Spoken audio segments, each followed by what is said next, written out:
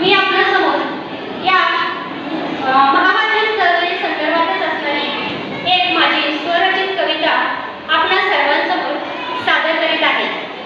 खरं तर समर्थ रामदासांनी सांगितल्याप्रमाणे दिसामध्ये काहीतरी लिहावे, प्रसंगी अखंडित वाचित जावे।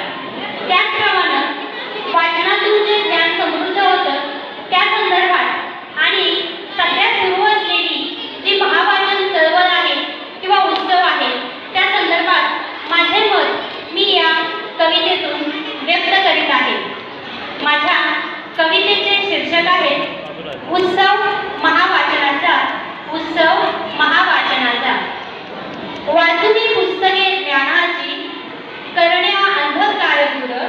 वाचुनी पुस्तके ज्ञानाची करण्या अंधकार दूर। E books, E journals, PDF ची लावून नवीन झालर। E books, E journals, PDF ची लावून नवीन झालर। तंत्रज्ञानाच्या वेगवान युगात फेसबुक व्हॉट्सअपचे वारे वाहे। तंत्रज्ञानाच्या वेगवान युगात फेसबुक व्हॉट्सअपचे वारे वाहे। तरुण पिढी तर वाचनाकडे पाठ फिरवताना दिसत आहे। तरुण पिढी तर वाचनाकडे पाठ फिरवताना दिसत आहे। प्रगल्भता वाढण्या धरावी नित्य वाचनाची कास। त्यातूनच कळेल आपला जाज्वल्य आणि समृद्ध इतिहास। त्यातूनच कळेल आपला जाज्वल्य आणि समृद्ध इतिहास। घडून येते सामाजिक आणि वैचारिकतेचे सारे मंथन। वाचन प्रवाहातूनच फुलते आपली संस्कृती आणि जीवन। आपली संस्कृती आणि जीवन। वाचनातूनच प्रकटतात लिहिणाऱ्याचे भाव अंतरी। वाचनातूनच प्रकटतात लिहिणाऱ्याचे भाव अंतरी। म्हणूनच वाचन आहे जीवनभर पुरणारी स्नेह शिदोरी। म्हणूनच वाचन आहे जीवनभर पुरणारी स्नेह शिदोरी।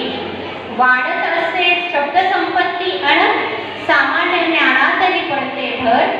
वाढत असते शब्दसंपत्ती आणि सामान्य ज्ञानातही पडते भर। पुस्तके वाचताना करतो आपण एका वेगळ्या जगाची सफर। पुस्तके वाचताना करतो आपण एका वेगळ्या जगाची सफर। कथा, कविता, कादंबऱ्या, चरित्र ग्रंथ आहेत जणू ज्ञानाचा धरा।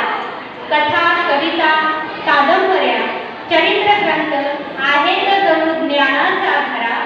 सृजनशील आणि नाविन्याचा मार्ग सापडे हाच करा। सृजनशील आणि नाविन्याचा मार्ग सापडे हाच करा। एकाग्रतेत वाढ करणारी वाचन एक अविट साधना।